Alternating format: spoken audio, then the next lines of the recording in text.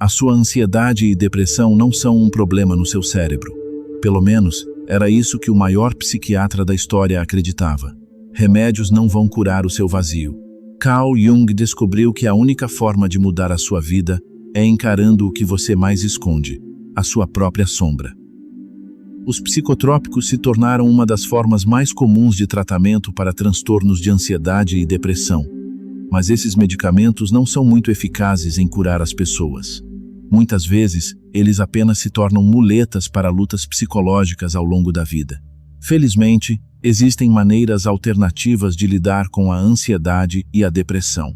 Neste vídeo, explorando a sabedoria de Carl Jung, um dos maiores psiquiatras da história, para conselhos livres de drogas sobre como superar esses desafios psicológicos. As elites ainda se agarram firmemente à noção de que os transtornos de ansiedade têm origem em alterações dentro do cérebro.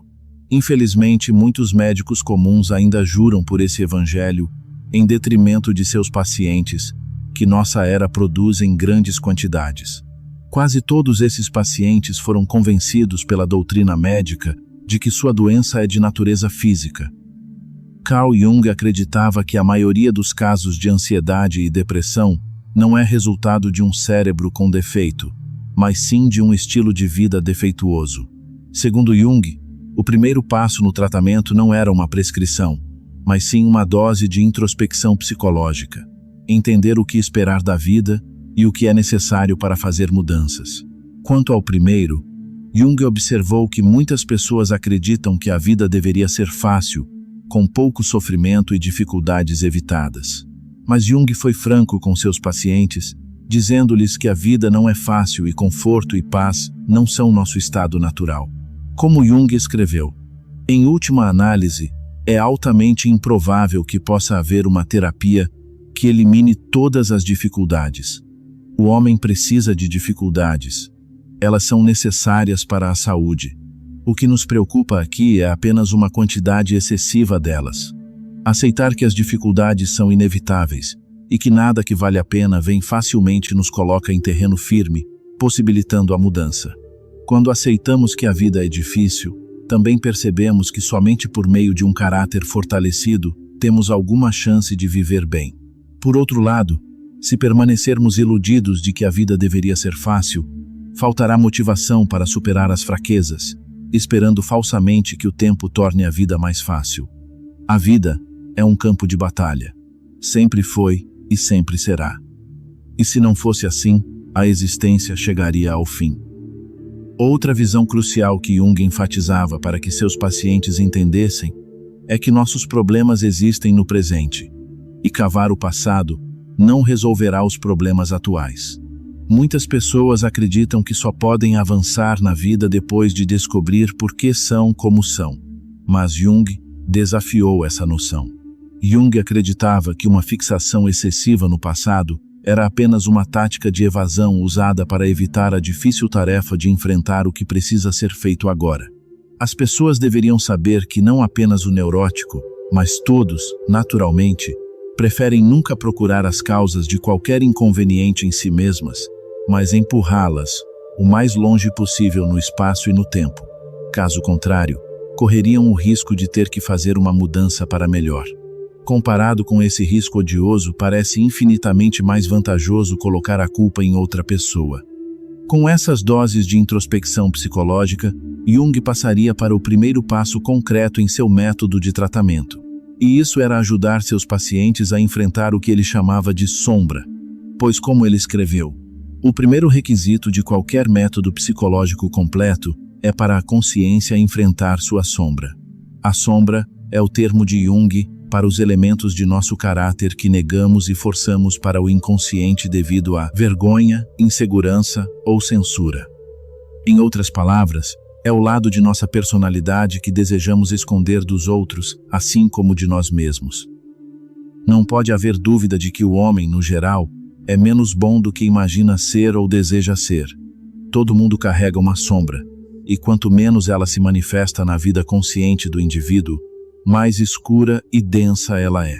Jung acreditava que enfrentar a sombra era crucial no processo de autotransformação por várias razões. Em primeiro lugar, Não fazemos nenhum favor a nós mesmos negando as partes inferiores de nossa personalidade. Simplesmente perdemos o controle de como e quando esses traços surgem. Se, por outro lado, reconhecermos uma falha de caráter, podemos aprender a controlar sua expressão e, assim, minimizar o dano que ela causa em nossa vida. Mas a sombra não é composta apenas de fraquezas. Pelo contrário, alguns elementos dela são forças que reprimimos em nossa juventude porque nossos pais, membros da família ou a sociedade em geral nos deram a falsa impressão de que esses traços eram ruins. Algumas pessoas, por exemplo, reprimem a capacidade de expressar raiva ou a capacidade de se defender. Outro benefício de se tornar consciente da sombra, portanto, é que ganhamos acesso a traços de caráter que promovem a vida. Uma maneira de se tornar consciente da sombra é observar as fraquezas, falhas e inseguranças das pessoas próximas a nós, pois não apenas a maioria de nós reprime traços de caráter semelhantes, mas também tendemos a projetar elementos de nossa sombra em outras pessoas. Se, portanto, prestarmos atenção aos traços de caráter de nossos amigos e familiares que nos incomodam, também podemos vislumbrar nossa própria sombra. Além de observar os outros, outra maneira de trazer a sombra à luz da consciência é refletir sobre os motivos de nossas ações, especialmente ações das quais nos envergonhamos, e estar abertos à autocrítica quando for justificada. Junto com se tornar mais consciente da sombra, outro aspecto integral do método de tratamento de Jung era ajudar seus pacientes a encontrar um significado para suas vidas. Pois Jung acreditava que, quando presos em uma profunda depressão ou consumidos por um transtorno de ansiedade, ser curado necessita descobrir um papel como um dos atores no drama divino da vida. Para entender o que isso significava, podemos recorrer a um encontro que Jung teve com um chefe da tribo Pueblo na primeira metade do século XX. Jung estava discutindo com esse homem as tradições de sua tribo, quando o chefe fez o seguinte comentário: "Sim, somos uma tribo pequena, e esses americanos, eles querem interferir em nossa crença, porque somos os filhos do Pai, o Sol. Esse é nosso Pai.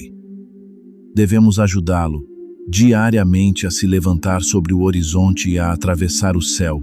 E não fazemos isso apenas por nós mesmos, fazemos isso pelo mundo inteiro."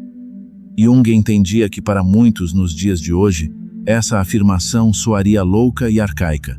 Mas, como ele observa, os membros dessa tribo não sofriam como nós sofremos. Eles não estavam infectados por neuroses, transtornos de ansiedade ou depressão. Eles não se enchiam de pílulas todos os dias e não eram debilitados por vícios. Em vez disso, essa tribo era composta por indivíduos altamente funcionais que se viam cumprindo seu dever como atores no drama divino da vida. E suas vidas eram ricas em significado e propósito.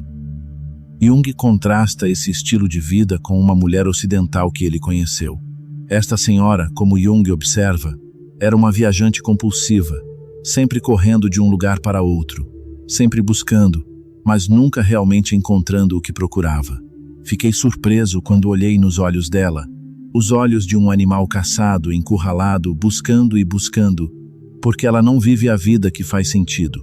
Essa busca compulsiva infecta muitos no mundo ocidental.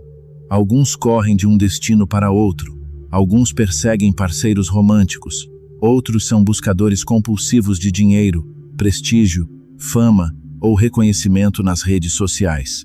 Mas seja qual for a forma exterior que assume, a motivação subjacente é a mesma. O buscador está tentando fugir da banalidade de sua existência. Esse vazio não pode ser preenchido com coisas ou mesmo experiências. O que preenche esse vazio é saber que estamos vivendo de uma forma que faz diferença. Em outras palavras, precisamos encontrar uma maneira de justificar nossa existência, para que nós, como os puebloanos, possamos acreditar que nossa vida tem significado. Para alguns, isso pode ser alcançado por meio da religião. Para outros, contribuindo de forma substancial para a promoção de valores como justiça, liberdade ou comunidade, enquanto outros encontrarão isso através do ato criativo. Mas para nós, no Ocidente moderno, onde falta uma mitologia dominante, cabe a nós, e somente a nós, descobrir como podemos desempenhar um papel significativo no drama divino da vida. Para os poucos que conseguem essa tarefa, uma vida satisfatória definirá seu futuro. Para os muitos que não conseguem, anos ou décadas de sofrimento sem sentido e busca compulsiva serão seu destino. E você? Já teve coragem de encarar a sua própria sombra e encontrar o seu propósito? Salve esse vídeo para não esquecer os conselhos de Carl Jung nos dias difíceis e envie para alguém que precisa ouvir essa verdade hoje.